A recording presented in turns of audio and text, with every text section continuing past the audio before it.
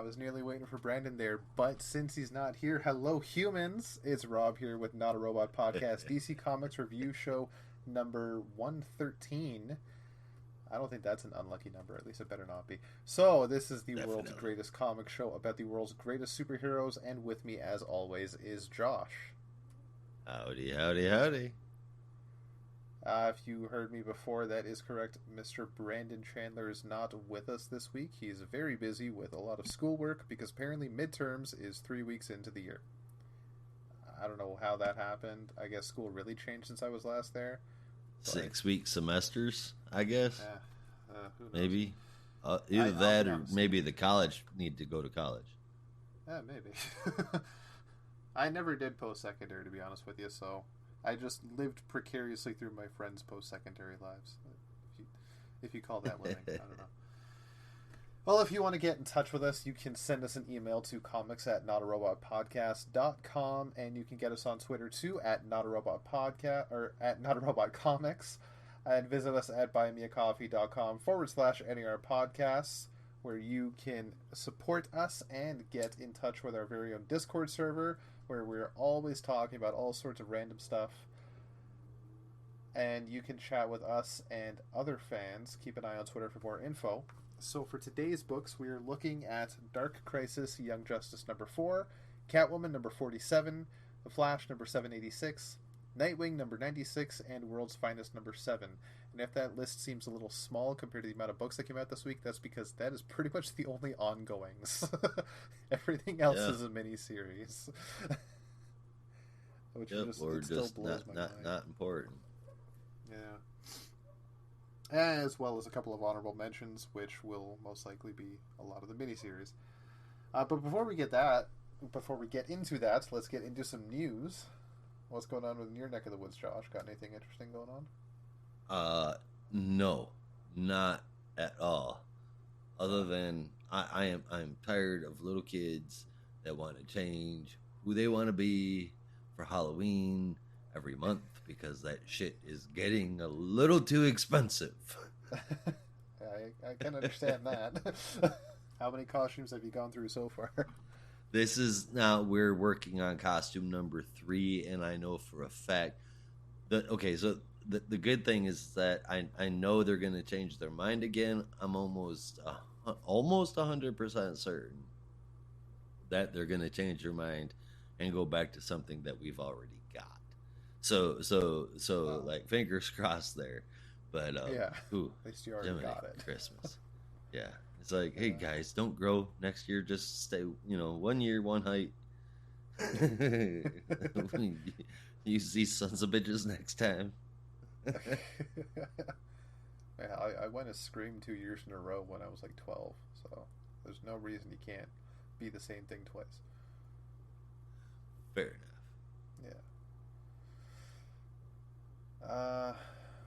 Yeah. I've got not much to talk about. You've got not much to talk about. This is the guy that's getting married here this weekend. I don't like to talk about it. That sounds bad. I'm just a very reserved person. Or shit. Yeah. Or shit. Him and his wife, soon to be wife, are awesome people. They definitely deserve each other. And for anybody that's never had the pleasure of sitting down and playing Mario Kart with these guys, you are missing out on life. Thank you very much. Same to you, good sir. You and Holly are excellent Mario Kart players and lots of fun to play with. That being said, we should try to get maybe a public tournament going one day. For all you listeners out there, if y'all want to play Mario Kart with us, drop us a line, because we are ready. We are very, very willing to play Mario Kart with whoever. Oh yeah, and Multiversity and Super Smash Brothers. Yeah, Smash for sure. Mario Kart, I think, is a little easier because there's a bigger player cap, but definitely Smash and Multiverses is up there as well. Oh yeah, for sure. Yeah. So yeah, I'm getting married. That is, as Josh said, this Saturday. I'm getting married. Not getting this first one out of the way. Yeah. Wait, what? Angela, if you're listening, Don't listen. I'm just Yeah. Oh, she is the geek of my heart. She's somewhat into comic books, but she loves Sailor Moon and Wonder Woman. But we play a lot of games together, as was stated. Yeah, she's great. You'd all love her. Maybe one day she'll do a podcast as well. One day. one day, someday, we'll never stop Yeah. bugging her. Who knows? But any news going on in the industry, comic or comic related? That's the thing. I've been seeing some stuff coming up from Marvel, but I think it's just the regular solicit information. And maybe like stuff that's happened today that because we're recording on Wednesday, stuff that's happened today that news sites want to talk about. DC had their solicits come out last week for December. Not much to talk about. Wait, did we? No, we didn't get to cover it last week, did we? What's that? The solicits. Oh no, we did talk about Dark Crisis on Infinite number 7. Yeah, well, yeah. I mean, we started talking about it. Got to a point where there really isn't anything but speculation, or wasn't at that time. Yeah, and there still isn't any new information. There probably will be no more information until, at the very least, January solicits in a month, or December when the book comes out. Yeah, there's not much to go on with the solicits. There's a lot of story arcs ending in December, to which Nathan, a good friend of ours and member of the community, has written up on our. Oh, right, we have a Substack. I guess we should start adding that in. I don't know if Brandon's been mentioning that, but we have a Substack now. Be sure to subscribe. Yeah, it's free and it's great. Yeah, it's a lot of fun. Brandon's usually right in his opinions. Yeah, Brandon's got a lot of good stuff on there. I think Kirk has posted some stuff, and Nathan does a regular. He was trying to do weekly posts, but he's been a little busy himself. But he has been keeping up with the solicits, and he always does a write up every time we get new solicits out. So he did a little write up on his theories about how the story arcs are ending, and with the new era of the DCU starting in January is a bit bigger than we may think, seeing as there will be a lot of new story arcs starting in January, which is speculation, but it's fun to speculate, and I think that's a very good theory because there's a lot of weight behind it. There is. Yeah, there is. But we'll see how it goes. Apart well, from that, not looking out all the way to January, I do want to bring up something that I've been throwing around in the Discord a lot, and that's how no matter this is a much deeper argument than I'm about to state it as, but no matter which way you slice it, we are still in the 90s when it comes to comic books. And as a matter of fact, DC is indeed tipping their hat to the 90s in November. DC rewinds to the 90s in November with Wildcats making a return on November 8th. There's a 4-issue miniseries of Waller versus Wildstorm. And there's gonna do like 15 specials, just 90 themed variant covers across titles. And before Batman Spawn #1 comes out, the classic collection, originally printed in the 90s, is going to be released as somewhat of an omnibus. So yeah, not only are we stuck there, but we are full on admitting it now. Yeah. Excellent. Excellent. Radical. Totally extreme. Tubular. I think there's a certain point where we just start going back to the 80s, and then it gets a little too colorful. Yeah. It's Icarumba and Cowabunga and Eat My Shorts. Yeah, I don't know. I definitely see the 90s are making a comeback. I guess the decade I grew up in is now retro. How's that feel? Wait until you're walking in the grocery store, my man. Wait until you're walking in the grocery store and the song you heard as a child is on the radio as classic rock. Oh, that's already happened. That's horrible. the classic rock radio station in Toronto, Q107. They've been playing Nirvana and I think even a bit of Blink 182 for a couple of years now. When I was growing up, it was strictly 60s, 70s, and 80s, and now they've broken into the 90s. Because that shit was 22 years ago, folks. Yep. If you don't feel old yet, if you were born in the 90s, you should feel old. I don't mean that as a threat, but you probably will. Give it time. As I stated, I'm 32. I feel old as hell. Don't take that as a threat. There's everybody older than me is telling me, shut the fuck up. You're 32. Calm down. Yep, I know this because I've been told that by people older than me. It gets worse. Shut the fuck up. Calm down. It gets worse. No. But, yeah, as far as the 90s goes, other than rubbing it in a little bit, that I've been preaching that it's actually happening. Did you have anything else in the way of news? No, I actually have not really seen much, but I also haven't had time to look at a lot. The small bit of time I have had to look at some news, I haven't really found anything much to talk about. A lot of wedding planning, last minute wedding stuff to get ready. I don't know how it is for everybody else, but the last week before your wedding, it's a really stressful time. You have to make sure everything's ready to go. At least you know your wedding is going to be super cool. His wedding type of pieces are going to be a Green Lantern and a Sailor Moon, for crying out loud. Now, that how cool is that? You're walking away with, like, you're not doing the same shit as everybody else does. It's like, I want a dork wedding. Okay, well then I'm gonna do Star Wars. Hell no, I'm gonna dork it out our way. Yeah, we do have Star Wars playing during the ceremony, but we also have Sailor Moon, and we'll have Beauty and the Beast incorporated because that's Angela's favorite Disney movie. And as our centerpieces do have a Green Lantern that I spray painted green last night.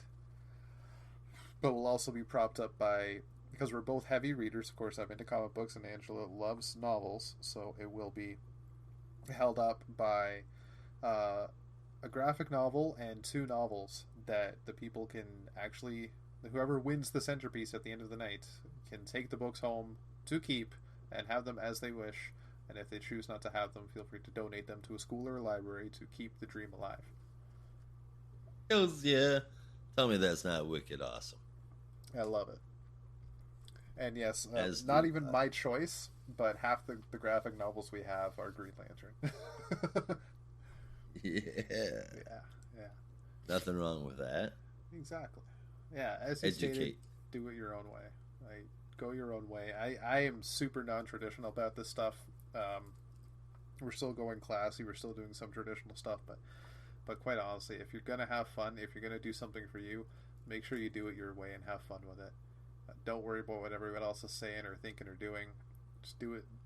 As they say, you do you, boo-boo. Yep. And rule number 1 when it comes to a wedding, don't forget the people that you should limit the wine for. Make sure you tell the bartender. Exactly. Or if you want to have a fun, chaotic night, give them more. Oh, yeah. Well, but that's at your discretion. I couldn't do that with my mom. That was an absolute no-go. Oh. the wrong kind of chaos, is it? Oh, yeah. Yeah, no. Chaos in the literal sense. It's a deep, bleak darkness. Like the abyss. Yeah, you don't want that kind of chaos. Nope. Speaking of abyss, or rather the opposite of, the honorable mentions list is a little larger than usual this week. Yes. Fables number 155. I'm just going to go ahead and jump in on them. Fables number 155. It's Fables. Read it. Duo number 5. It continues to be my favorite book at Milestone right now, and that says something because there's a lot of good books that coming out of Milestone. Duo number 5. That is a great read. If you're not reading it, go do it. Titans United, Blood Pact. A spin-off of Titans United, which was a spin-off of the TV show, and it's all just kind of markedly together.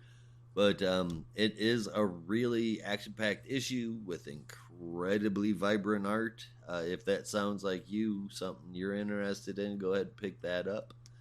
The Harley Quinn 30th Anniversary Special, and I'm so glad that that title wasn't any longer than that number one.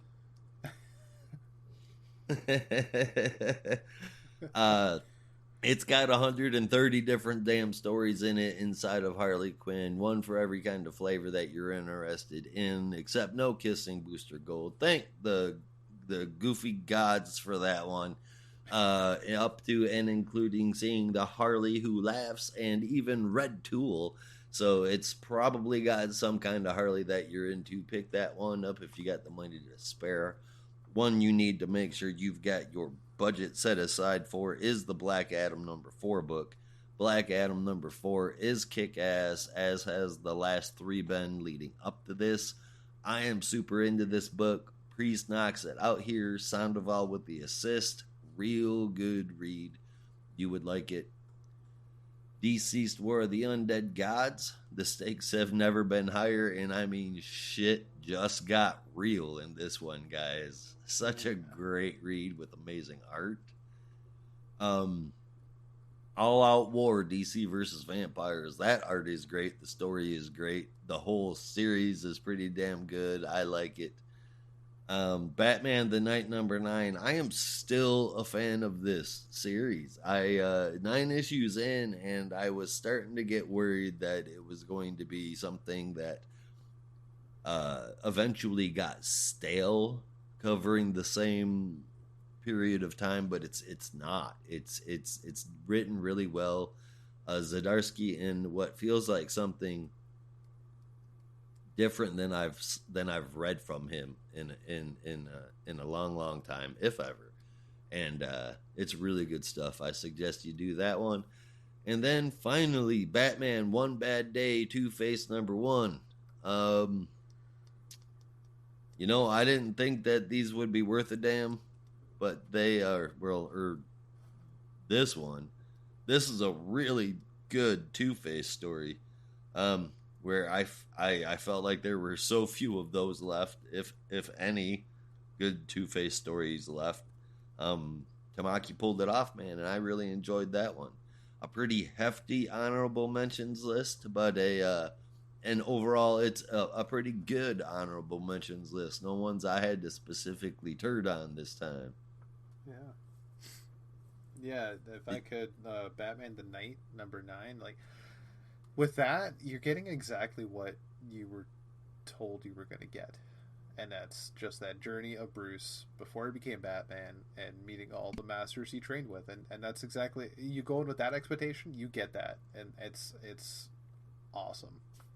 One more issue to go with that, too. Yep. What I'm excited for most is that Chip Zdarsky has stated that elements from this series that he's done with the Knight will translate into his ongoing stories in the Batman title, which I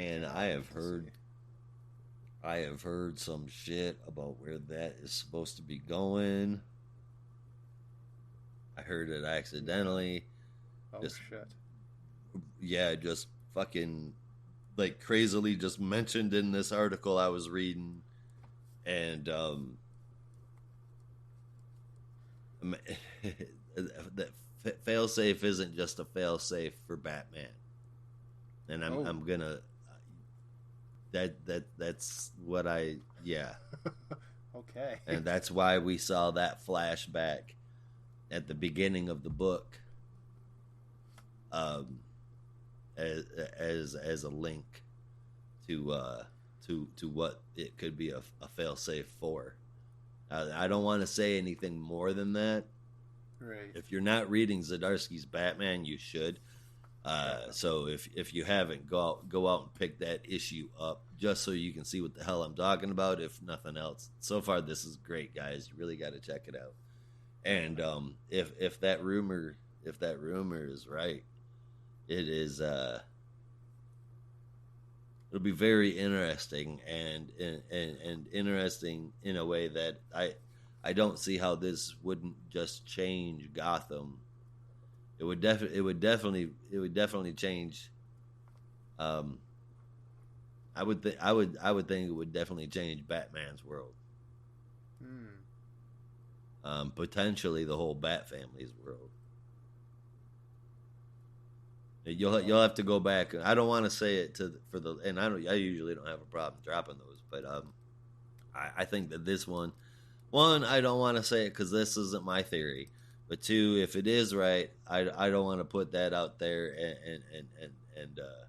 and potentially ruin it for anybody where it could be something that happens miles down the road. But I don't know if you've put it together yet, Rob, but if not, I can tell you off the air. oh, please do. I have an idea of what you're getting at, but I'm very curious and would love to know. So All later, right, yeah, and after the show, we'll talk about it. sounds good. And But that's and if I that's can, that's it for my honorable if I can mentions. say about DC's Tour of the Undead Gods #2, Mr. Yeah. Tom Taylor, if you're listening, I was on the fence about it, but I'm convinced I need you to rate Green Lantern Yep. at Yep. some point. After seeing your voice for Guy Gardner, which quite honestly, I don't think that unless you're painting Guy Gardner in the light where he's just like a nice, happy guy, you can't do him wrong. And Tom Taylor has a great voice for Guy Gardner, and putting Kyle and Soranik together, let alone making them a married couple, just friggin' great. I love that. Yeah. That was And pretty that was cool. the only lanterns we saw, were those three. So if you were to write Green Lantern, you're bringing Kyle back, and you're bringing back Sora Nekonetu, which I am so for. So please do. But yeah, that's all I needed to say about that. Great What book, an interesting pair up, though. Soranik and Kyle. Yeah. That I that, think so. that just those two hooking up together could make some really good storylines. I mean, it did for a while, especially when it was revealed that Sinestro was Soranik's father. It made Right? dinners in the Natu house or the Sinestro household really awkward when Kyle came over. Yeah, I can only imagine. Yeah, I bet there was a story arc, I think, if I remember right, where Soranik was kidnapped by something. Like she was on a mission and she was captured, and Kyle and Sinestro had to work together to rescue her because they both care about her. And the whole time it was really weird, but such a great story. If it's not my imagination, because I can't quite remember if that actually happened, but I can picture it in my mind. Well, now I feel like that's a mission that we must go Yeah. on. If it happened anywhere, it must have been Green Lantern Corps. So I think that's where the majority of Soranik's stories took place. Well, it was Yeah. that, or it took place in an alternate universe, much like the only occupant of our spotlight this week. Yes, sir. That is a great transition because, as you've learned, I suck at those. So, Dark Crisis Young Justice #4 is brought to us by writer Megan Fitzmartin with art from Laura Braga, colors from Luis Guerrero and Hi-Fi, letters from Pat Brousseau, and what I found a very, not so much fun, but very interesting and kind of fun cover, very 90s cover by Max Dunbar and Luis Guerrero. So we pick up where we left off. Very with the 90s entirety cover of the, indeed. Very 90s, yeah. The entirety of the 90s Justice League and Titans lineup are attacking our Young Justice trio. But Superboy is now having his turn in the brain chair and thinking things are not quite as they seem and trying to get through to Impulse and Robin, despite the fact that Robin and Impulse in the past have tried to get through to each other and nobody listened. But now it's Superboy's turn to do that. They say, let's not fight. What if we just stop? Because none of this is real. These guys are only fighting us because we're resisting this world. So what if we just stop resisting the world and try to make a new start here? To which Robin and Impulse call him crazy, understandably so in that regard, because Right. the fact that Impulse It's like, no, this world isn't real. We need to get home. And I honestly don't remember Robin's case in this right now because he's just been off this whole time. We then jump into the real world where Sissy, Red Tornado, and Cassie have arrived at Titan's Tower in San Francisco as Stutch, the only one left standing, which did confuse me for a second, but I believe it was the Titan's Tower in New York that Deathstroke took down, wasn't it? Not the one in San Francisco. I don't know, dude. I honestly don't remember where the second Titan's Tower was now. I think it's New York. Either way, it's not there anymore. So this would be the old one, the original Titan's Tower in San Fran, where they have gone to access a teleporter a ship that'll get them off world to help them find Robin, Impulse, and Superboy by any means necessary. But they stumble upon a statue room of the fallen Young Justice members, to which Cassie says she does hate this room because it reminds her of how they are all one day going to die. Her and Sissy have a little heart-to-heart because Sissy had no clue that this was even going on, and was wondering why she was never told any of this. Then Cassie goes off and says, like, you just shut us all out. I tried to tell you, but you didn't want any part of it. So then they find Wonder Woman's invisible jet, as that is the only ship available to them. And they take off into... I think they're in... Yes, they're in space, and come across Space Mites. I don't know if they're new. They look familiar, but I don't know. But they're Space Mites. In space. So they're not that quite mighty, or might-ish, because you can see them. They're not that small, is what I'm trying to say. They're more like space insects. But they call them Space Mites, so we'll go with Space Mites. And we jump back into the fake world, where the Young Justice Trio are still fighting the heroes of that world, if you can call them that. And they have a little fight themselves, to which Connor then just states up, you had a better life when I wasn't around, didn't you? You just want to go back to that world without me. Robin freezes, nearly gets attacked by fake Big Barda, but Impulse saves him. And then they have it out even more. And I really want to know Brandon's take on this. We got to talk to him later on about this, because this whole page with Robin just kind of threw me for a friggin' loop. That he basically says that I tried to bring you back, but nothing was working. I changed my whole life for you, just to honor you. But because you weren't around, I was just lost. And basically making it all about him. So, at least that's how I took it. I did not like that part. In Tim's history, I mean, when Connor went away, Tim did go through a whole bunch, and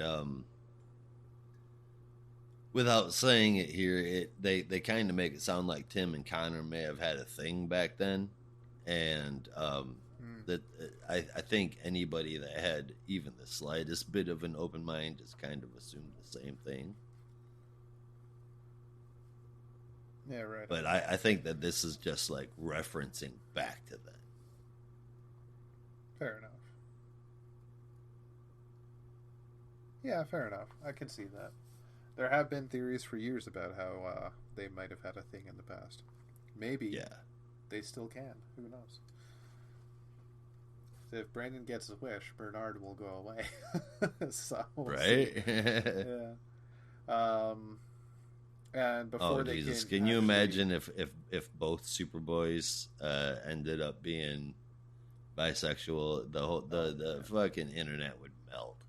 Oh, it would just explode. I could even see Connor just being gay. Well, homosexual in any way, shape, or form. A member of the LGBTQA community at all. I think.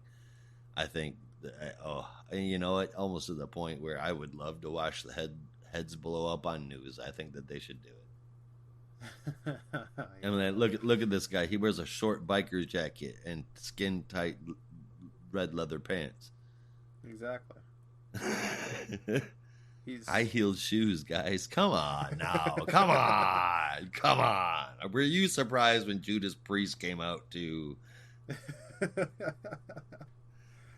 Yeah, well, maybe we told the future before. If this time next year Connor Kent is gay or bisexual, we're cashing in. So before they can actually get to the end of their little squabble, Impulse, who is holding the fake Atom, is pleading for him to not grow, not grow, not grow. But then Atom grows, Impulse asks for help, not Atom.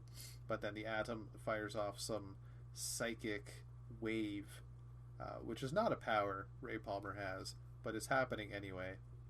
And the fight ensues, but then Bart says, look, you guys don't take me seriously. You don't ask how I'm doing. You don't listen to me when I tell you something is wrong.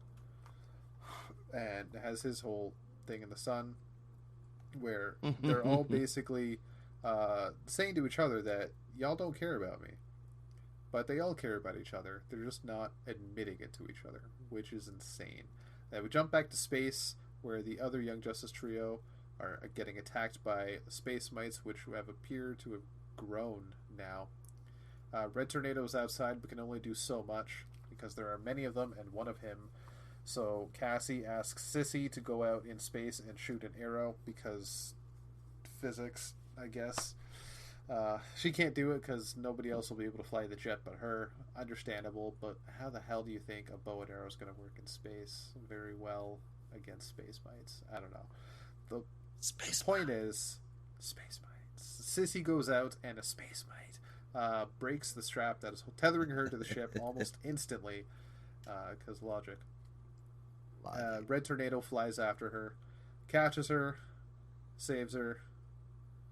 But then an alarm starts blaring, or rather, I think it's an alarm, but it's a red light. We jump back to the fake world, where Impulse is starting to figure out what's going on. He realizes that the world is full of memories. Not quite their memories, because the memories are different, but memories of them instead, not their memories per se. Now, the version of the Mighty Endowed felt intentionally sexist, and Tora, Robin barely remembered her the first time around. There's a bunch of stuff that is there, but not quite the same. And then Impulse figures it out. It is none other than Mickey Mxyzptlk, the son of Mr. Mxyzptlk, and he is Young Justice's biggest fan, which is why they have to stay there or ruin their childhood. So. I swear DC has to think that we are talking to somebody on the inside. We literally came out of fucking. It may have been me. I know one of us. We literally came out of left field last month and said that it was not just Mr. Mxyzptlk, but that it was going to be his son. That it was. I got spoiled by a solicit, and I brought it up. Okay. I didn't put it out there because I know that not everybody wants to read the solicits that far ahead. But the fact that they put that in the solicit 3 months ahead of time still blows my mind why they do that. And they still release the solicits 3 months ahead and expect people to not get upset. But here we are. I just want to know what books are coming out. I don't need to know what's happening in the books. You know, that's the thing. But I got spoiled by a solicit. And so we were just talking about it back then. All right, okay. I don't remember if I actually mentioned it to you guys or what, but yeah.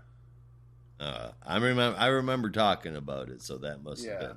That must have been. Maybe that was it. We are psychic about a lot of stuff, so maybe not this, but other stuff. I don't know. Yeah.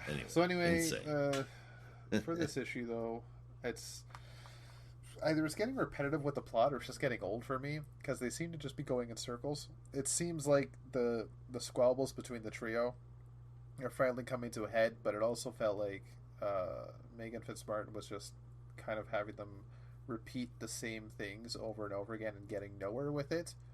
So Scooby she Run. could further along Cassie, Sissy, and Red Tornado story.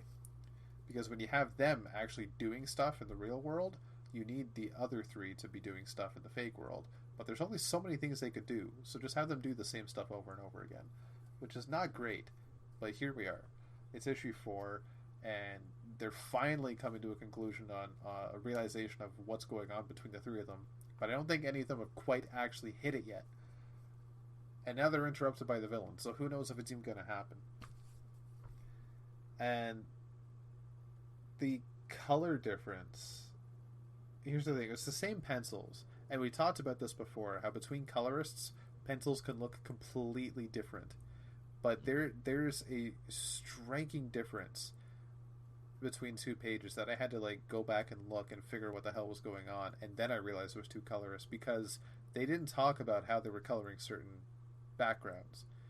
And when Cassie, Sissy, and Red Tornado are in the statue room in Titan's Tower, one of the artists, it doesn't say who did which pages, so one of the artists colored all the statues marble and shaded, and that's it. And the floor was marble and shiny. But then the other artist, halfway through the issue, took over the rest of the story arc with the statue room, and now all the statues are in full color. Everything is painted, and the floor is concrete. And it threw me for a loop because it looked completely different out of the blue, and I wondered what the hell happened. So if you're going to do that, if you're going to have editorial 2 colors, oversight, yeah, like at least communicate with each other. You can, if you have to have 2 colors, you have to have 2 colors to get the issue out fine. But make sure they talk to each other and have the same thing going on, because it was very distracting. Apart from that, I'll be honest, I didn't exactly hate the issue, but it's just that this thing with the three of them, Superboy, Impulse, and Robin, going back and forth about how you guys don't like me, but you really like me, but you don't like me. Just okay, y'all like each other. Let's work out your issues and settle this and move on, please. hey. Yeah. For the issue though, I'll give it a 7.5. Well, I came pretty close to that. This is the first issue of the book that I kind of liked, and it's just kind of. It is issue number 4, so it took a while to get there. It's crazy, and with Fitzmartin writing, there's no guarantee that it's going to be good going forward. So, like Rob had said, the whole CW drama that's going on between the three of them is really stale already. There was no reason for it. The only reason why I feel like this one was any better was because of the reveal of Mr. Mxyzptlk's kid there, Mickey. But that's it. The art, the pencils are good. Some of the inks and the colors, again, a bit too heavy. Some of them completely wrong, like Rob had mentioned again. Dialogue felt repetitive, a little confusing as to why Superboy is so hung up on not dying. Like everybody else, he came back, so I mean that part don't even really make sense. There's really no telling how friggin' weird this is gonna get, and it's already gotten pretty damn weird. So I gave this 6 out of 10. Fair enough. Well, yeah. Hopefully it gets better. I think there's 2 more issues to go, so we'll see what happens. And with that, that is our spotlight section for the podcast. So with that, we're going to take a quick commercial break. Stay tuned. Welcome back. Thanks for sticking with NotaRobot. So we are about to get into our in-depth reviews for the episode, and we will be starting off with Catwoman number 47, which is brought to us by writer Teenie Howard, with art from Caitlin Yarsky, colors from Jordi Belair, letters from Tom Napolitano and Josh Reed, 2 letters on this one, and another beautiful cover from Jeff DeCal. So in this issue, Valmont and Selena are on a flight, whisked away to parts unknown because Valmont, well, at least Selena does not know because Valmont is the one that planned it all.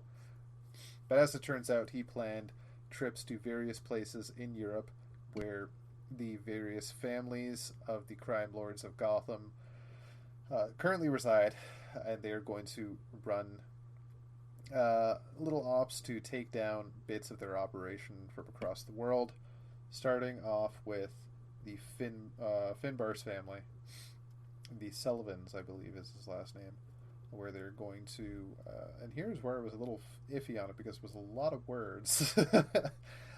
They are going to find a close family friend. For me, it was a little vague about who he is, but I think he's a money launderer for. He was an accountant for the Sullivan family, but as it turns out, he's actually about to get hit, like whacked, like killed. Uh, and they find this out after Catwoman sneaks into his cabin late one night to interrogate him, but instead asks for her help to save him. And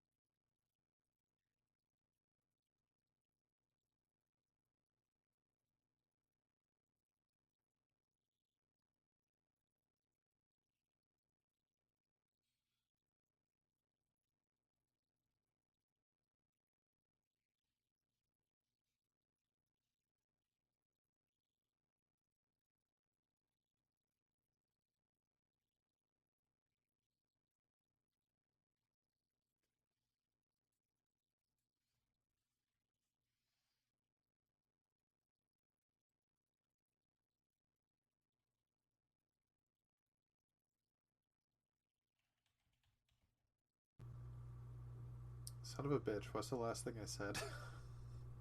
The last thing you said was you were trying to make sense of who Finbar Sullivan was. Holy shit, So really? I mean, really, yeah, that's yeah. Jesus, I got like halfway through the issue. For fuck's sake, this goddamn internet, man. Okay, I'll go back. Right. Okay, you can just. I'll pick up where I last remember talking about it. You can edit it, right? Let's see here. You might as well just started at the beginning. Okay. Okay. Yes, this is Catwoman number 47. This is brought to us by writer Teeny Howard with art by Caitlin Yarsky, colors from Jordi Belair, letters from Tom Napolitano and Josh Reed. We have two letterers this time, and a Weird. wonderful cover from Jeff DeCal. So, oh wow, I completely forgot his name all of a sudden. Selena and Valmont are whisked away Valmont. on a flight to, at least for Selena, parts unknown. But Valmont knows where they're going as he planned their little trip away. And their trip away has to do with the various crime lords of Gotham that Selina has been tussling with the past few months. And they are going to visit the various locations across Europe where the various families are located and their operations abroad. The pair are going to make calculated stops and, excuse me, take out jobs and hits on the operations and try to put a squeeze on the families as a whole, take away some of the funding, stop some international escapades, see what they can do. And their first stop is to the Sullivan family, where I found it was a little vague as to what exactly was going on, but at this chalet in the Alps, I believe, is a friend of the Sullivan family who I believe is a broker for them, an accountant of sorts. So Selina sneaks into the accountant's cabin late at night to kind of interrogate him, scares the crap out of him, but then admits that he's actually about to get whacked himself by, I believe, the Sullivan family themselves, so he doesn't give away trade secrets. As he's pleading for Selina to help him, armed enforcers appear outside the cabin and start shooting through the window, trying to take out the man. So Selina and the accountant jump out the back door to where Valmont is waiting with the snowmobile, and ensues in a chase down the snowy mountain, with Selina jumping from snowmobile to snowmobile, taking out the armed enforcers. They eventually make it to a helicopter, which was waiting for Selina and Valmont. After having rescued the accountant, he will make his way back to Gotham and testify what he needs to testify.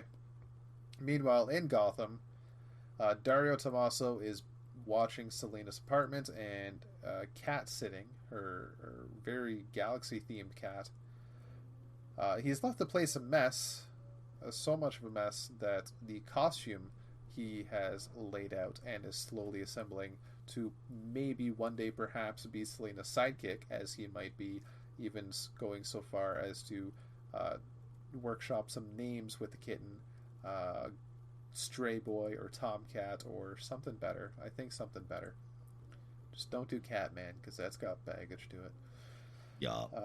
Underneath the costume is what the kitty was actually looking for, and that was her food bowl because she's hungry. So Dario goes out to get some food for her, but waiting in the elevator is none other than Noah, his, I imagine at this point, ex-boyfriend, who is now the Tommaso family enforcer and the heir to the Tommaso empire, because, you know, Dario wants nothing to do with it.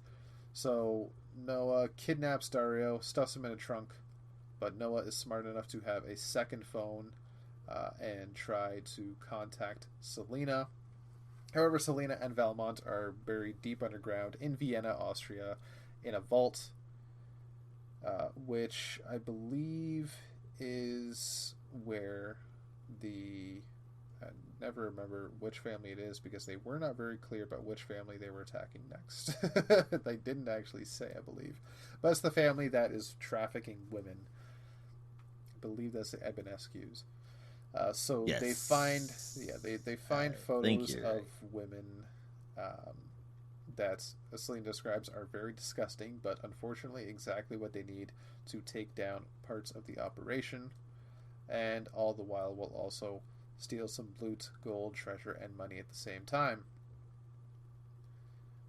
The only difference is Valmont knew they were here the whole time, and according to Selina, he did nothing about it, despite the fact that he knew a lot and knew for possibly a very long time. She was understandably pissed, but before they could get into that fight, enforcers for, I imagine, the Ivanescu family appear at the vault. They let them in and make quick work of them because they were not that hot shit. The two retreat to a rooftop across from the bank, and with their little escapade of being a bank robbery, the cops now have more than enough reason to enter the vault and inspect the contents of all the safety deposit boxes and find any illegal activity going on therein. But now that they are above ground, uh, Dario's phone calls are finally getting through to Selena, where he lets her know that he has been kidnapped by Noah and is most likely going to be killed. But as Valmont says, there's no way they'd make it back to Gotham. It's a 10-hour flight from here, and that's if they got on one now. They'll kill him before they even get there. To which Dario then says, I don't know where in Europe you are, but I have an Aunt Mia in Tuscany, and I always trusted her, so now they're going to Italy. Well, I don't know much okay. about like the crime families, but if you're gonna die in Gotham in the next say 10 hours, what is going to your aunt in Italy that you trust going to do? She's in Italy. What's she gonna do in Gotham? Unless she can make a call.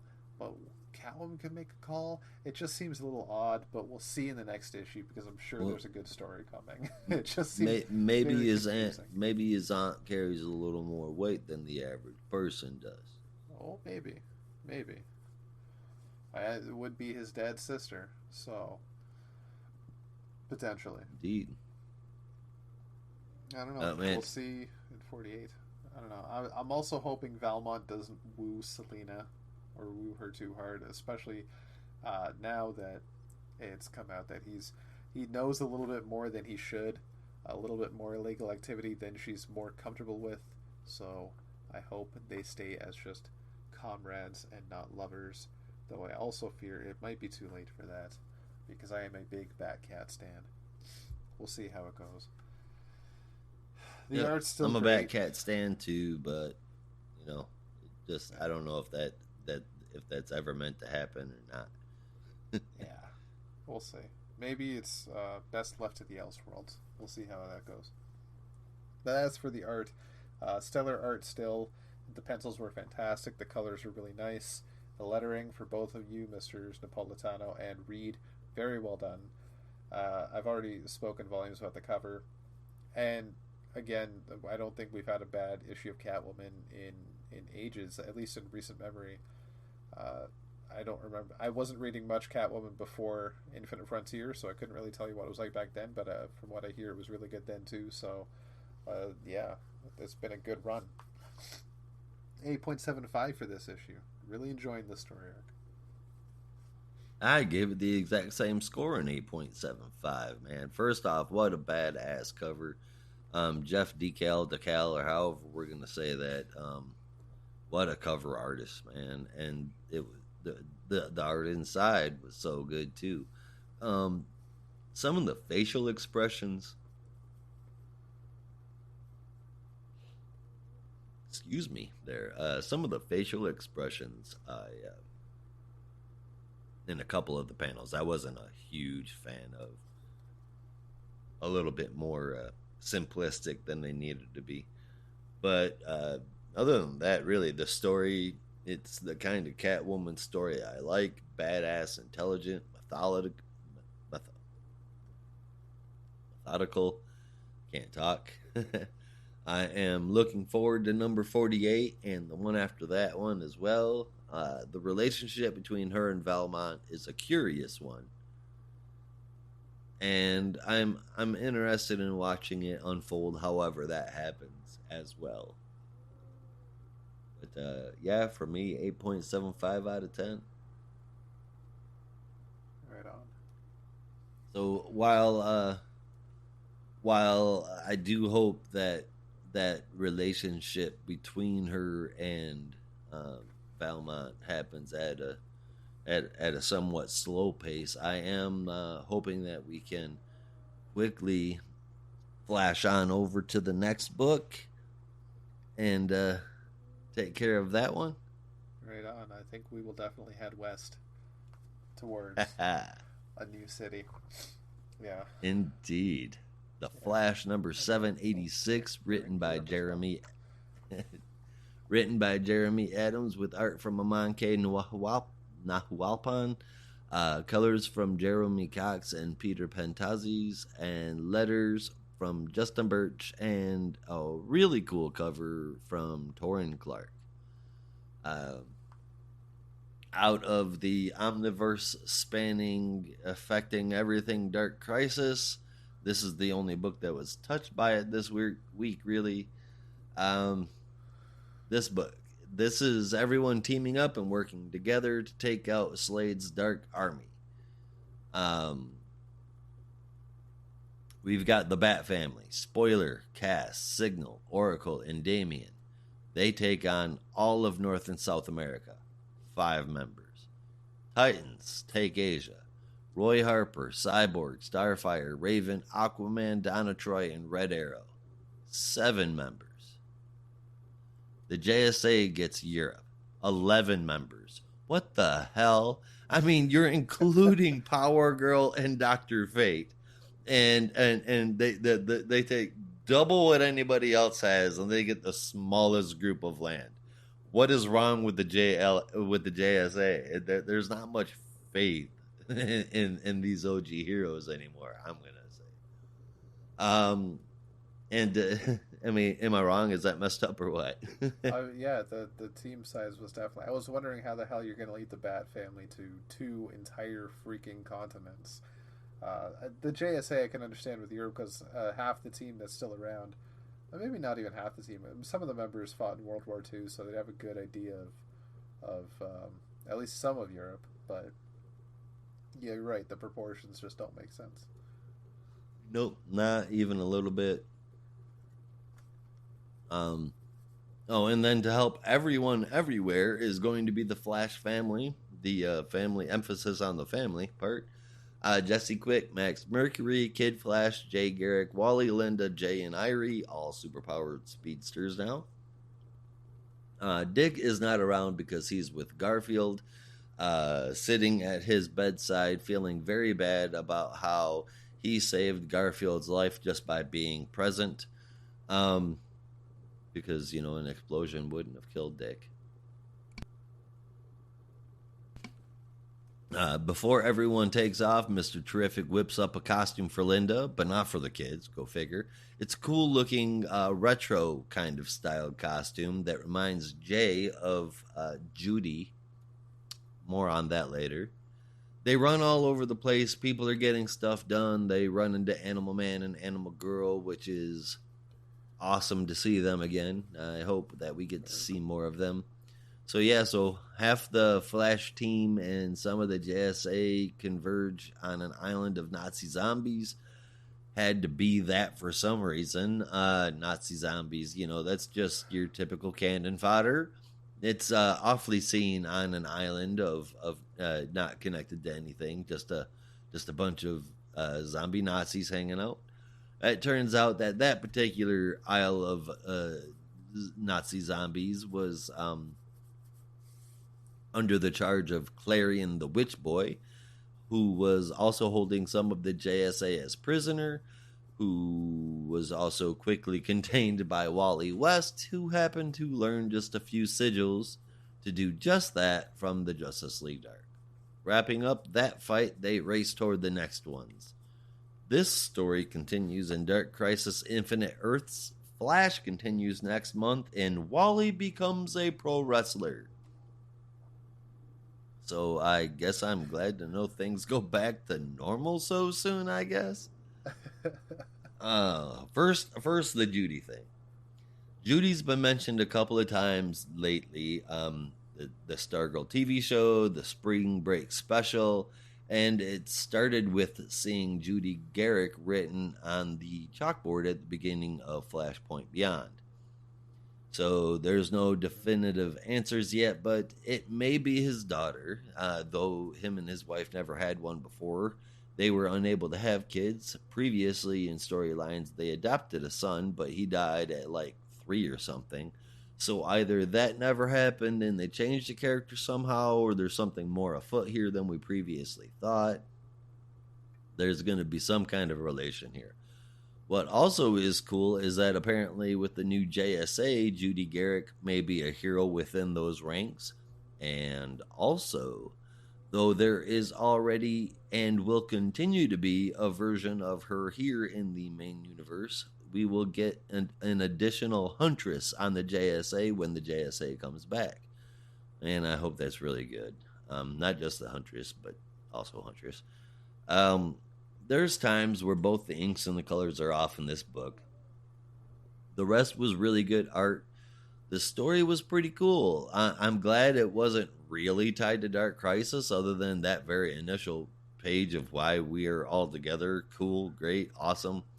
Um, and then they just sped off and fought zombie Nazis.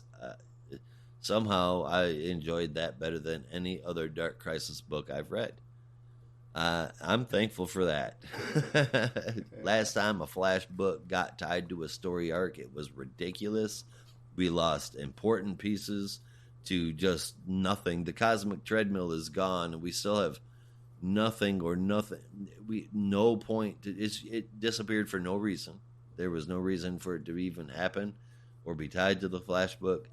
But yep, something major happened, and now the Flash family, the Flash book, suffered for it with no explanation in the books, and it pisses me off. So I'm glad that this barely touched it. It's got a lot going on. It was a super fun read, this one. I liked it a lot. Lots going on with the Flash family, and I'm down for that. So long as it stays away from war from World 3, Jesus Christ, from War for Earth 3 kind of areas, I'm very happy with this one. So I gave it an 8 out of 10. Right on. Yeah, that whole chapter with War for Earth 3, if I will say anything though, that was the only good chapter of that 5-part story. That should not have existed. Yeah, and it was fucked up. Yeah, it's really weird. I don't know. As for the Flash 786, though, honestly, still such a fun, lighthearted series so far. It feels, I was getting at this issue, it feels like the comics of the 2000s again, where it's grown up a bit, but it's got a bit more passion and fun to it. Maybe that's just how I felt growing up. I don't know. It felt different. It felt like it got somewhere. It came to something, and they grew. And it feels like we're getting back to that, where Wally has taken over the book. The numbering hasn't changed. Barry may be still around in places, but Wally is wholeheartedly the Flash. He has his family back. The Flash family is still going strong. It feels like everything is right in the world. Yay. Yeah. It's honestly both great art and fun stories, worth a read every time. There's nothing to hate about this whole book so far, in my opinion. Like, there have been some downplays, but even those down moments have been a lot of fun and still fun reads. So definitely, if you're not reading The Flash, just go read it. I don't know what you're waiting for. And not even a pun, they're very quick reads. They really don't feel very long at all. It's insane. And next issue, Wally's just out of the blue. He's a pro wrestler now. Okay, yeah, that's fantastic. I dig that. Why totally not? buy that. Yeah, I can't wait to see how that happens. It's going to be amazing. Yeah, I gave this a 9 out of 10. I'm loving the Flash right now. Putting Wally back in a costume is the best decision they made. And giving him his family back, and hell, giving Linda powers? I don't know. I haven't read everything from Wally's past, so I don't know if that's ever happened before, but it's certainly an interesting development. It's not happened that I'm aware of. Fair enough. Yeah, so it's fresh, it's exciting. I like it. And whatever's going on with Jay, I didn't realize just how many hints they've given to this Judy Garrick character. But I'm getting interested. I'm getting very excited, and I'm curious where that's going to go, because it's popping up apparently everywhere. So, yeah. So apparently we're gonna have to read through the Stargirl mini and then into his JSA. So it's like right drop a little hint here, and then you're gonna have to read through the rest of my stuff and buy the rest of my stuff if you want the answer. Yeah, I mean that's damn you, Jeff Johns! Damn you all to hell! You blew it all up. Yeah. I mean, with the JSA coming back, I honestly, I'm not a huge Stargirl fan, no. But JSA, I'm down to see what happens there, as long as, I'm maybe they don't need 11 of them to take on Europe if five of the B side Bat family can can take on North and South America. That's all I'm saying. Yeah, really. But we're gonna take. You got five people with no superpowers over there. Power Girl, and Doctor Fate. We're gonna five people, no superpowers. Gonna take on. Oh, I don't know, 25 times the land mass as you. Yeah. The Bat family really got the short straw there. I don't know what the hell happened. Yeah. Maybe they're just capable of more. But speaking of the Bat family, we do have one that we could go over and swing by. Rob, yes, you wanna talk to us about that one? I think I definitely will. I'll take us to a little bit of a haven for a moment with Nightwing number 96.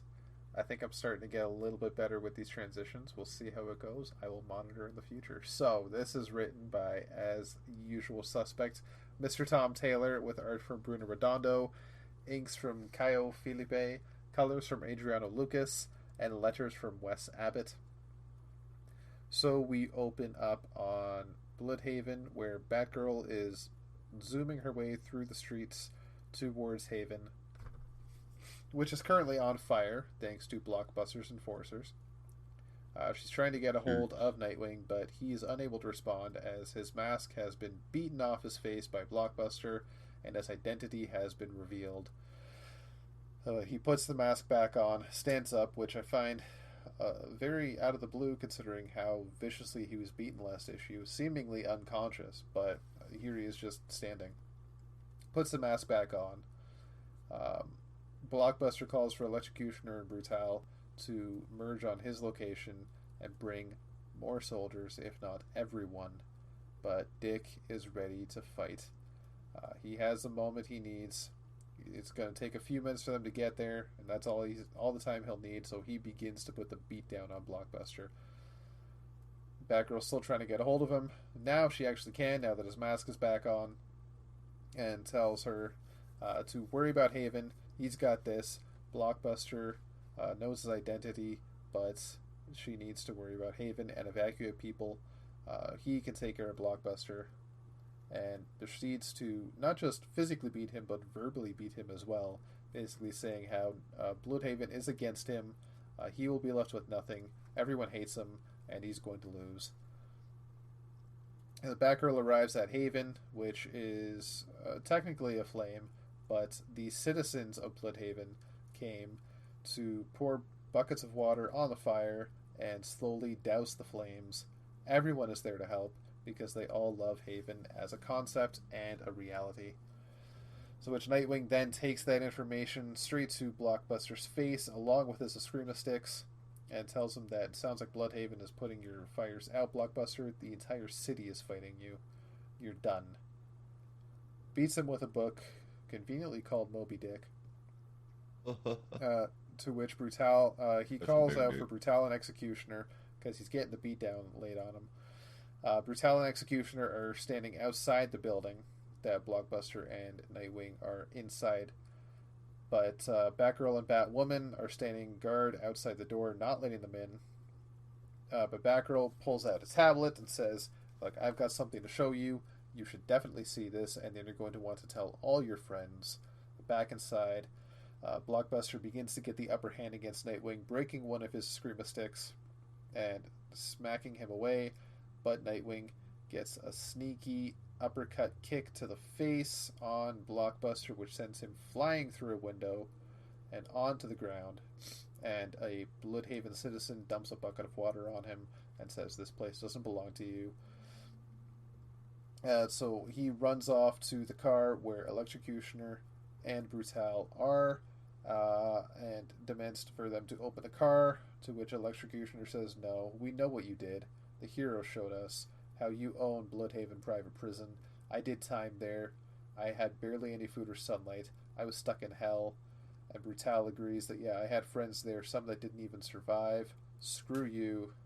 And I say screw you because I am not approved by the authority of DC Comics, so I cannot convey what Electrocutioner actually said and did, but he said a lot.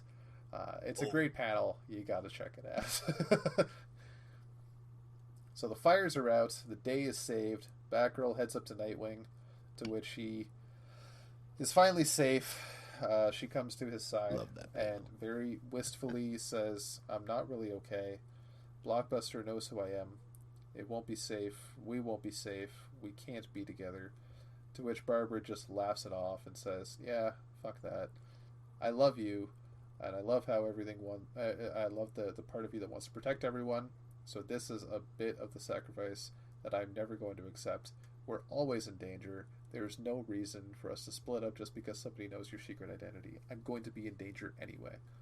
We will always figure it out together." So they solidify their relationship and their love for each other. Oracle and Nightwing, Batgirl and Robin, Dick and Babs, forever. And they finish off the night with a kiss. We then cut back to Blockbuster, who was run off after being abandoned by everyone, basically just everyone. And he's running down a dark alley, but is found by none other than Heartless, who has upgraded his heart-stealing equipment to kind of account for Blockbuster's size and the thickness of his skin, and rips the heart right out of his chest, to which Heartless will now head off with the heart, which is now his, will be beating in his chest, potentially to give him enhanced strength and durability, and the city is also now his. And next issue, there we'll see a power vacuum. So long, Blockbuster. Good to see you. We'll probably see you again in a couple of years, despite the fact that your heart got ripped out. But you always seem to come back. But hello, I think that might be the first time anybody's ever pulled the heart from his chest. Yeah, that's definitely a thing. That's definitely a thing. That'll be interesting to see going forward what happens.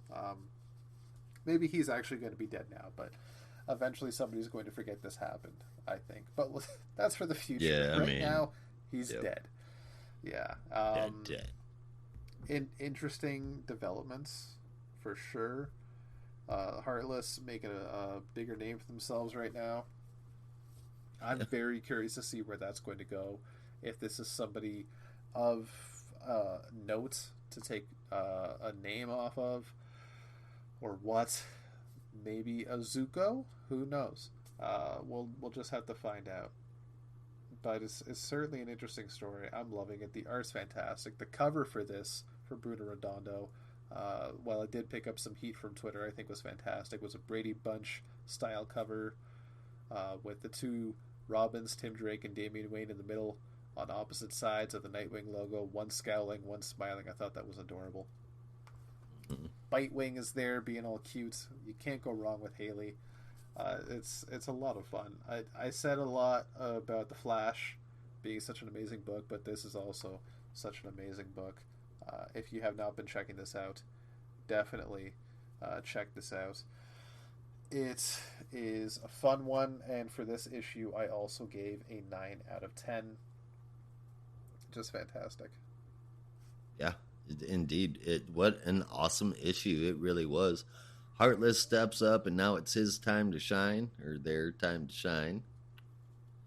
Never again will they be able to rely on Blockbuster for a Nightwing story, which is very comforting, at least, until they reset the universe, like Rob said. Yeah. It ended the only way it could have ended, really, and had it, and still have be a satisfying conclusion when things were that in their face with Blockbuster after both Dick Grayson and Nightwing. There was only one thing that could have believably happened. It did, and then it was resolved by Heartless. That is cool. Leads me to some ideas. It did this story really well. I didn't have a problem with the pacing, even if some people did. Now we are on to Heartless, and to see how that one plays out. I like that they've been around, just hanging out at the fringes throughout this whole thing. And hopefully Dick and Barbara don't unnecessarily reveal their identities now that they don't have to worry about Blockbuster, but they don't know that yet. Art in this thing was as fantastic as always. And what if Heartless is Dick's sister? Oh man, that would suck. God, I hope not, because I actually really like Melinda Zuko. I I think she's do an interesting too. character. Yeah. Very interesting character, but I'm trying to think if we've ever seen her sleeveless. I'm trying to think if we've ever seen her like with her arms rolled up or anything that would have given us a chance to see if there was USB slots in her skin. Um, but and I would have to go through and scour quite a few issues to figure that out. But jumping right off the page, I'm thinking we usually see I think we've always seen her in suits. Yeah. I mean, she is mayor after all. I gotta dress the part. Well, right, and I'm not complaining. I'm just saying that could Yeah. explain away some stuff, and so I think that is definitely a possibility. And if it does, it's gonna fuck with Nightwing, one way or the other. And no matter what, this heartless. I've been waiting for this to come to fruition and see what this is all about while we dealt with the blockbuster shit that was in the way beforehand. That's the way I've been looking at it. So now I'm like, finally on to the good shit. Who's this person? And I loved it, man. I gave this a 9 out of 10 as well. It was fantastic. He is Nightwing, like we are seeing, at least from what we can assume, what we are seeing celebrated with this whole new dawn of the new DCU stuff. Nightwing is really coming into his own. It looks like he's being respected, maybe even more so than the man who trained him, which would be half the co-stars in the title that we should review next, World's Finest number 7. Here's something odd with World's Finest number 7. The cover says Wade, Moore, and Bonvillain on the cover. The credits page says written by Mark Waid, art by Dan Mora, colors Tamara Bonvillain, letters Steve Wands, and the cover by Mora. So, did they mess up the credits on the cover or on the credits page? Interesting. Oh, this book is the origin story of Boy Thunder, a super cool sounding name, let me tell you. His parents sent him away from a planet in another dimension that was exploding. Sound familiar? And then he sees his parents from here and rushes to them only to be met with hostility because their kid died when he was 3. So essentially he saw his parents and then they were taken from him right in front of him. Superman and Batman and Robin find him, somebody who has gone through everything that Superman and Batman have gone through, pretty much. He has superpowers because of the sun, of course, and he explodes into intense heat and light. Though the outfit that he is wearing does not get affected by the flames or his outpour of energy that he just had, Superman says that they need to go to the Fortress of Solitude and gives him a suit that won't be affected by flames. That seems like just this big thing that got folded over on itself. There's not a lot of pages here. It can't be that hard to get it right. Anyway, he actually takes Boy Thunder to the bottle city of Kandor to get that suit. So this one is a purple suit with green trimmings and a cape. Tim takes him in a helicopter and introduces him to the Teen Titans. Speedy, Wally is Kid Flash, Tempest is Aqualad, and Donna Troy is Wonder Girl. Elsewhere, some sack of skin and bones named Leonard has gone 3 weeks without eating, and another dude named the Keymaster has food on the floor and says crawl to it. Oh, boy. Boy Thunder, we really couldn't have come up with a different name than that. Blatantly ripping off the origin stories and superpower sets of Superman and Batman. That's weird. It was okay. It was a little tiny bit better than okay. The art was good. Not Mora's best in a few places, or it was more doing an impression of Mora, especially the Teens Titans page. That was kind of bad. I'm really not a fan of the whole Boy Thunder thing to begin with. Let's be honest. One look at him and you already know what's going to happen. Lex Luthor, Joker, Green Goblin, Brainiac. His outfit is purple and green. He's going to be a bad guy. Yeah. This is a weak entry compared to how I've felt up to the point about this book. Unfortunately, so I it wasn't bad. Like I said, a little bit better than okay, but it really feeling loose here. Not loving it much at all. So it got a 7 out of 10 from me. Well done. Yeah, I see where you're getting at. Definitely, like when I first heard about the Boy Thunder coming up, thinking, oh, that's weird. I'm not completely against it because it is, of course, a blatant ripoff of Superman. They haven't officially given him a name yet, but it is going to be Boy Thunder going forward, and it is obviously a ripoff of Robin. But it's also Batman, Superman. So these stories tend to just combine Batman, Superman story arcs or archetypes or villains somehow. So knowing that it's basically what they're doing with this spin-off character, I'm not totally against it right now. We'll see how interesting the story goes going forward. But for now, I actually really liked it. I love Dan Moore's art throughout. I'm surprised you said that the page with the Teen Titans was a little off because that was actually one of my favorite pages.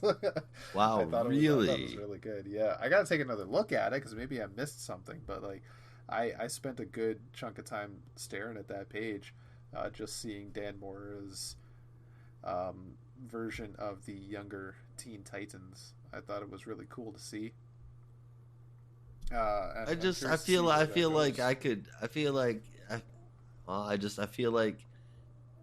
if I'm looking at Dan Moore's art, I feel like there should have been more there. Yeah. Maybe that's not the right way to say it. But... I don't know. I can kind of see where you're getting at. Maybe there's a little bit more. Maybe Donna's eyes are a little bit bigger than everyone else's. I don't know.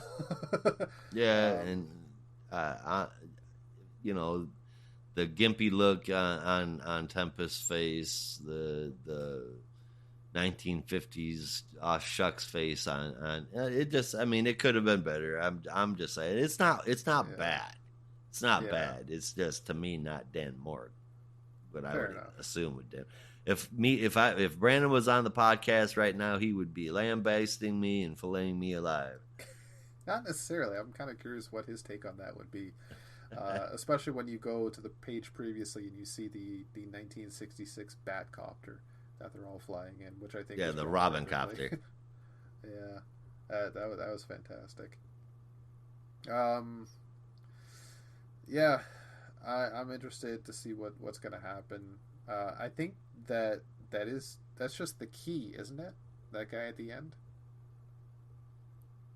The creepy looking dude with the keys on it. I don't know. It says next, the Keymaster of Gotham. Keymaster. Maybe I'm wrong. I don't know. You might not be. Either way, he's a creepy looking fucker. So we'll see. And who the hell is Leonard? It doesn't matter now. He's dead. It's a shame. Sorry, Leonard, but I think you're out of the story now. Well, I mean, I wonder, was it Snart? Oh, good. Well, shit. It can't be because he's still alive in the future. I don't know. We'll see. We'll see. I don't know. I'm still really liking this book so far. I think it's been a lot of fun, much like the last two books we've been talking about. Same with Catwoman. It hasn't really had a bad issue yet for me. I also gave this one a 9 out of 10. Road trip. Again, you cannot go wrong. What about a road trip? The Catwoman road trip book. Oh, you hated Eh, that issue? Oh, yeah. You weren't a big fan of it, were you? no, no. No. That was before I made the realization that Teenie Howard doesn't have a writing voice. She has a writing mood. So you just kind of gotta go along for whatever the atmosphere is. Oh, I think that's a good thing. I was just that was a little bit more lighthearted than I was ready to get into from after following the immediate seriousness of the previous Catwoman story. I think that's where that went wrong for me. But Yeah, fair enough. I it, get was, it that. wasn't horrible. Yeah. There's definitely been some better issues in that series so far.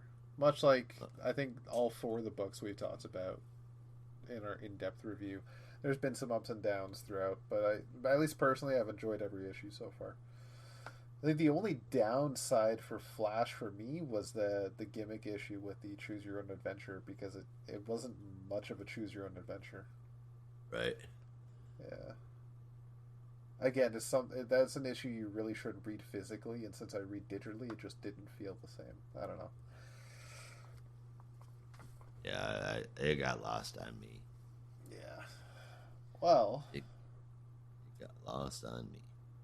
that is our books for the week. That's the reviews. We actually have reached the end. It feels so weird that it's been a big week, but such a short review period. Um, yeah, there's not a lot to cover when there's so many miniseries. That's the problem. And only two of us. We'd be here all night talking about stuff, but we unfortunately do not have all night. So here we are. Oh, Rob's got a wedding to finish planning.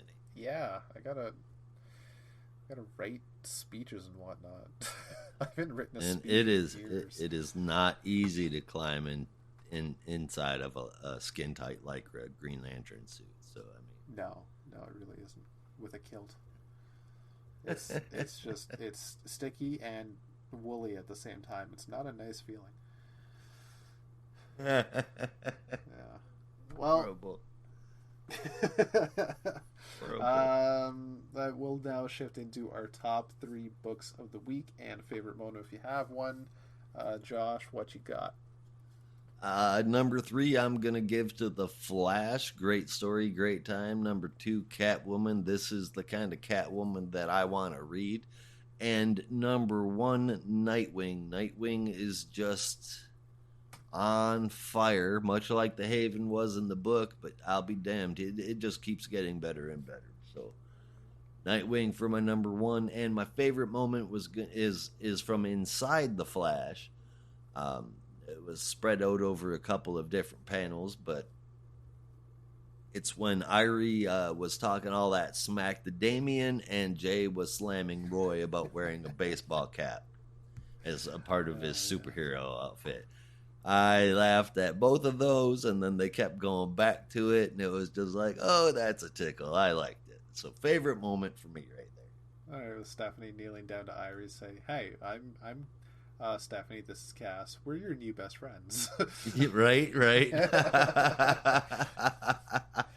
All right. Oh my god, so much fun.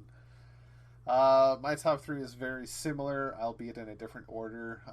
My top three all had the same score, so it was kind of hard to place them in a specific order. But I will say honorable mention to Catwoman for being ever so close to the same score. It was also quite good, but these three just narrowly beat it out. At number three, I had Nightwing. A lot of fun, great book. Number two, I had World's Finest, for everything I've already said. And number one, I had The Flash. And favorite moment will also come from The Flash. You gave me a bit of a panic attack when you started saying what you were saying about your favorite panels from The Flash. And it took place over a series of panels. So I'm like, oh shit, we're going to have the same one. But we don't. Because for me, it was Power Girl giving Jay a little bit too much power with the hand clap. And he proceeds to just constantly do it, creating Oh, shockwaves across the island. where he goes Oprah? Yeah. You get a thunderclap. You get a thunderclap. I don't remember who was with them, but he said to Power Girl, I think you've created a monster or something like that. That was Hawkman. Hawkman, that's it, yeah. Yeah. Yeah, Yeah, that was a lot that of was a fun. good part too. That was a good part. I'm looking forward to more of this tight Flash centered family storytelling to be going on, because there's so it's such a rich field to grow stories from. Yeah, It opens up a whole bunch of stuff that we've not really seen in Flash books before, while allowing us to maintain the same kind of feel that we love in a Flash book. Um, it's almost like the Flash book are the Marvel movies of the DC universe. Like, that's where oh you go yeah, for your bright and shiny, your happy, your happy stories that might be serious but still are mostly, you're gonna walk away feeling good. exactly. Yeah, it's a single hero book, but it's got a full lead cast, which is just fantastic. It's an ensemble book in the guise of a single hero book. I think it's fantastic. You hit Yes, the nail right on the head. Like, it's not just Wally West; it's his kids and Linda too, and you yep. can have stories about all four of them. It's great. Any And of the who rest of the knows, Flash family supporting cast, you cannot go wrong. right? Maybe we'll find a home for Max and Jesse yet. Exactly. And Barry, the slowest, fastest man alive, is just not there. I That's hope he fine. stays in space.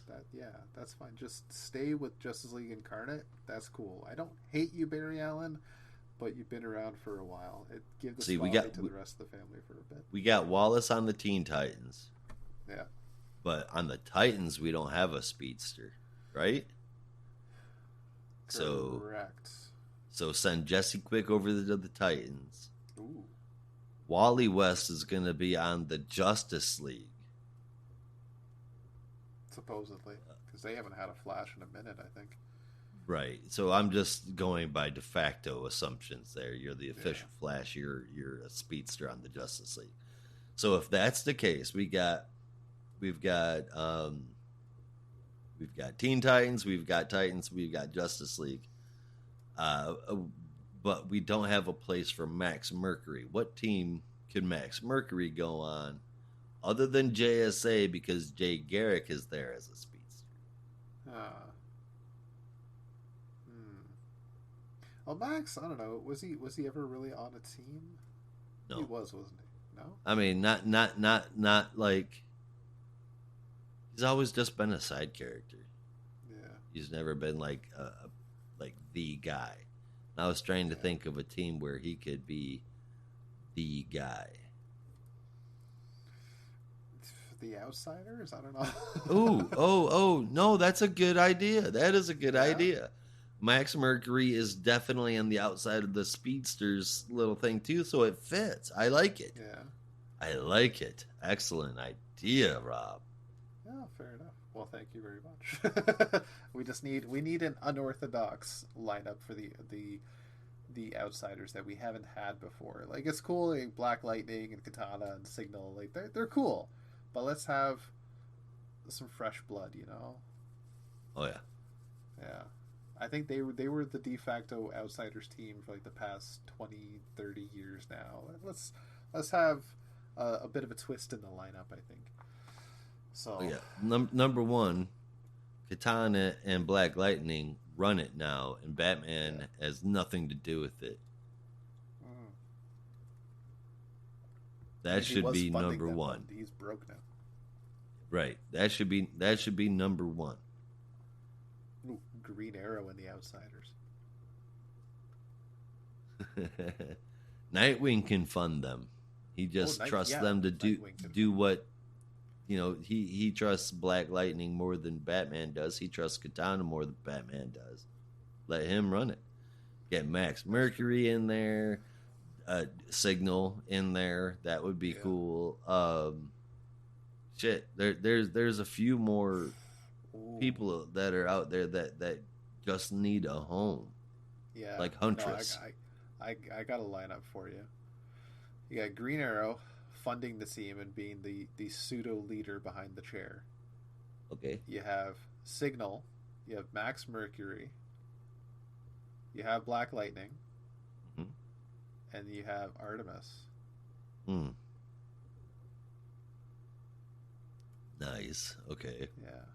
It ruins my hope that the Outlaws get back together, but I'm okay with it. Yeah, I don't think they're ever getting back together, buddy. I'm so sorry. I know. Yeah, I think Bizarro is still in hell, so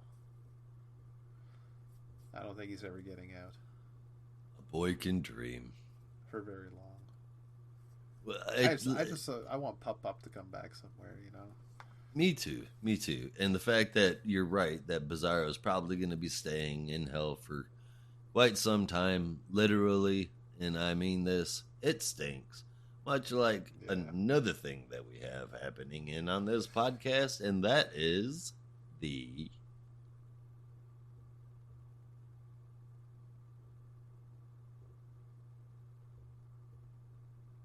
biggest stinker. Oh, that's nasty. That it is, Cleveland. That it is. Mm-hmm. Yeah. Well, it is the biggest stinker. What made your stink list this week, Josh? Well, okay, so first, it didn't get a horrible score, but it really could have. I was seriously disappointed in the world's finest, so biggest stinker honorable mention, world's finest bad gas. I'm not sure where it is I want to put that, but that's definitely a runner-up. My biggest stinker this week, though, is going to be Dark Crisis Young Justice number 4. P.U. Right on there. I almost took some Pepto this week because I don't like to put books in the biggest stinker pile unless they get below a certain score. Like if it's a 7 and under, I'm thinking, okay, like this is definitely a stinker. But Young Justice got a 7.5 for me. So I felt it didn't really deserve it, but going through it again, it definitely deserves it. It's going on the stink list. Stinkered. Yeah, sorry, Young Justice. Hopefully you pick up the pace by issue 6. I don't know. We'll see where it goes. Right. In terms of appealing, I feel like it's more. It's less Young Justice and more Young Legal System. We all prefer justice, but legal is what we usually get. In any case. Young Legals, my goodness. Oh, man. That's She-Hulk right now. That's She-Hulk. I'm channeling my She-Hulk jokes. I'm so sorry. Oh, I love that show so much. Good shit. I watched last week's. Fuck. It's the one I've been waiting for too. Damn. Well, that is our show for this week. Remember, you can help support us by going to buymeacoffee.com/NER podcast for just $1 a month. And be sure to check out our Substack. Check out Twitter for links to that and more. And as always, there's only one way we say goodbye around here. Until next time, be good to each other. Good to yourself? Be good to everyone. Until next time, be good to yourself, be good to each other, and don't be a robot.